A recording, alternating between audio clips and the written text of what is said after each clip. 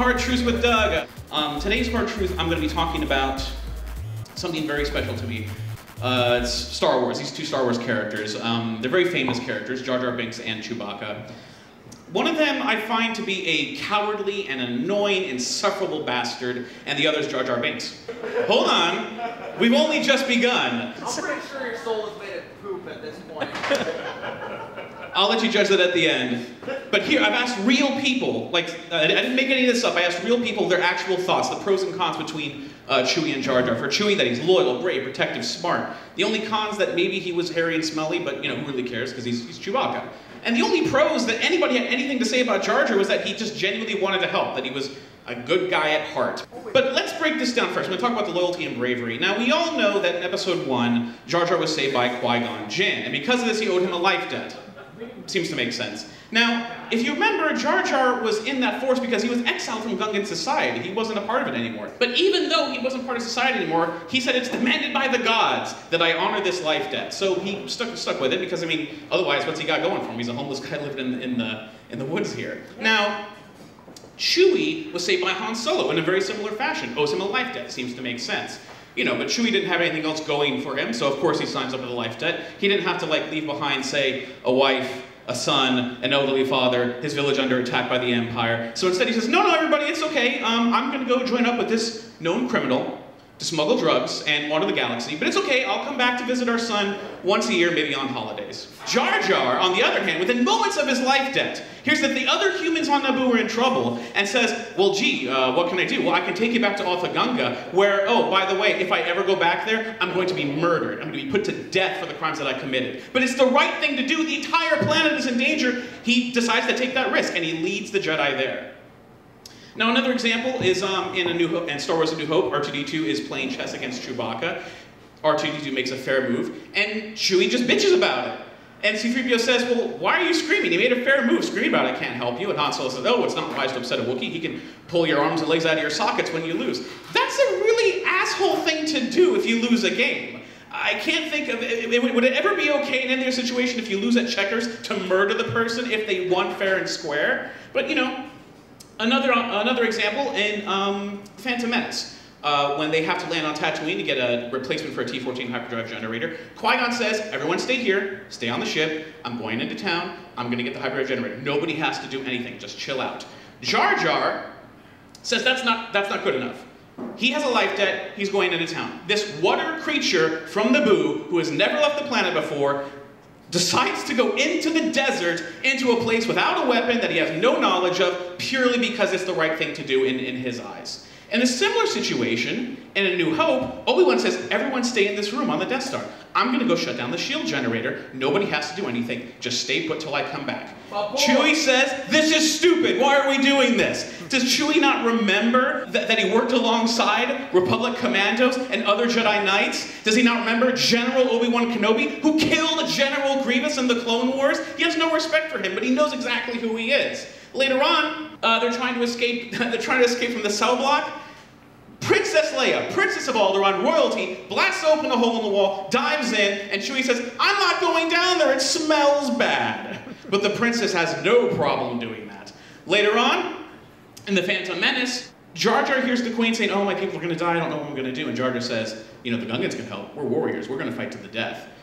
Offers up help, can't even guarantee it. He's an outcast from society. Later on, in Empire Strikes Back, Han Solo comes back from a very dangerous mission. He could freeze to death if he's outside for too long. Comes back, sees his friend up on the Millennium Falcon, says, Chewie, how close are we to getting out of there? How's the hyperdrive going? And Chewie just bitches at him.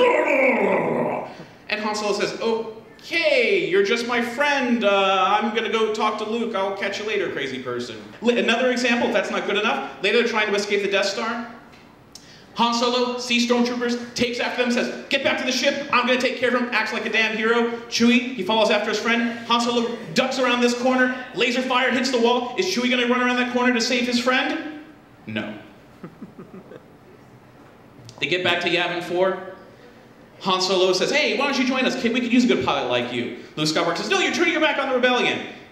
Han says, nope, too bad, we're gonna leave. Is Chewie gonna say anything? Maybe join the rebellion to maybe help his family who's stuck on Kashyyyk? No. At the end of Episode 1, Jar Jar gets offered a similar situation. Will he stay and help the Gungans? They offer to make him an honorary general. He accepts it reluctantly, but does he hide in the back of the battle? Is he staying away? Does he come in at the last minute when all the threats are taken care of? No. He's on the front line of the battle, chucking bombs at every droid that comes through the shield. And you wonder why Chewie didn't get a medal. So now I think we can knock a couple things off this list. But I would like to talk more about the clumsy and stupid aspect. Here in a scene from Empire Strikes Back, Chewie's working on the ship. We know he's supposed to be repairing the hyperdrive system. But later on, the Empire arrives, it doesn't work. Given all that time and not saving Luke Skywalker, Chewbacca still hasn't fixed the hyperdrive. But on the field of battle on Naboo, Jar Jar climbs on the back of a carriage, falls, the bombs come rolling out, but in that mistake, it takes out several tanks, helping to gain victory. Empire Strikes Back, Chewie, he finds C-3PO, figures that's a good idea to probably put him back together. That should help. He is a friend. But when he does this, he puts his head on backwards. This is going to be something you're going to see over and over again. Chewbacca never fixes anything, and he only breaks everything. Jar Jar lands on a tank, takes it up by himself. Chewie doesn't fix 3PO, slaps him on his back, runs out to the Millennium Falcon, puts him in the hallway, and leaves him there. Now they take off to get away from the Empire, but now in that 3 minutes, maybe it's 3 minutes they're escaping the Empire, they realize the hyperdrive doesn't work, he has to go back down that hall. In that time, R2-D2, with no arms and no legs, pieces 3PO back together entirely, putting his head back on straight. Chewie still can't get the hyperdrive to work. R2-D2 walks over to the wall, sticks his arm in, flips a switch, and they're back. Chewie has never fixed anything. Meanwhile, Jar Jar is able to fix Anakin's pod racer without the help of any of the droids while they sit back and make fun of him. Chewie, on the moon of Endor, sees something that is clearly a trap, decides to grab it, and endanger the mission that could save countless of billions of lives. He lives on a forest planet himself. Has he never seen a primitive trap before? In the final battle, in The Phantom Menace, Jar Jar gets surrounded by the battle droids. General Jar Jar, please think of something, do something. Jar Jar says, I give up, I surrender. And everyone thinks that's stupid. They are taking live prisoners. Their job was to be a distraction while the main battle droid control ship explodes. Well, guess what? The plan works. The control ship explodes. On the field of battle, all the droids fall down. He saves everyone's life. You know, that's just a coincidence. I'm going to come back to that. Keep that in mind. Now remember, Jar Jar goes from being an outcast of society to a decorated war general to a respected senator. Chewie just stays a smuggling guy. Now Jar Jar is the one who nominated extreme executive powers to Chancellor Palpatine.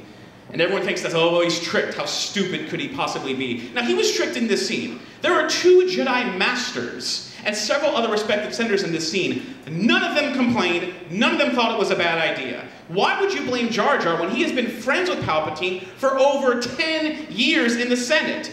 Palpatine has never done anything suspicious up to this point. He's actually supported Jar Jar and supporting the Naboo. It goes to the Senate, sweeps through the Senate. Nobody says anything. Jar Jar's stupid. Why did he think this? Jedi Knights still say nothing. Well, the Jedi, their judgment was clouded by the dark side of the Force. You know, it's okay for them to be stupid, but it's not okay for Jar Jar to be stupid. He wasn't stupid. He was following a friend like he always does. And little did he know the friend would betray him. So you can't blame him. But with all these coincidences that are happening and the dark side clouding everything, this may lead to a harder truth. Qui-Gon once said, our meeting was not a coincidence. Nothing happens by accident. Obi-Wan famously said, in my experience, there's no such thing as luck. This means only one thing in my mind. Jar Jar is Force sensitive. It's the only way to explain everything that happened the way it happened. Search your feelings, you know it's true. Now, in conclusion, I think we have proven that Chewie is actually hairy, smelly, annoying, cowardly, clumsy, and stupid. And we've proven that Jar Jar Binks is in fact loyal, brave, protective. Not the smartest person in the room, but he's smarter than everybody gives him credit for. He's trustworthy, and he always wants to help. Now, if I were to equate Chewbacca to a human being, I would say he's kind of like the asshole high school jock who drops out of school, becomes a drug dealer, and a deadbeat dad. If you want to know what the human equivalent of Jar Jar Binks is, I think all you have to do is look in the mirror. Hey, thanks for watching Hard Truths with Doug. If you'd like to see another Hard Truth, maybe hear my argument as to who should really direct the Michael Bay Ninja Turtles reboot, check out the video here. And hey, if you agree with me that Jar Jar's force sensitive, click like. And if you think I'm full of crap, then click subscribe. And if you'd really like to hear me talk more about Star Wars, you should check out our podcast, State of the Empire, our Star Wars speculation podcast where we look for news in all the wrong places on nerdyshow.com and on the iTunes Store.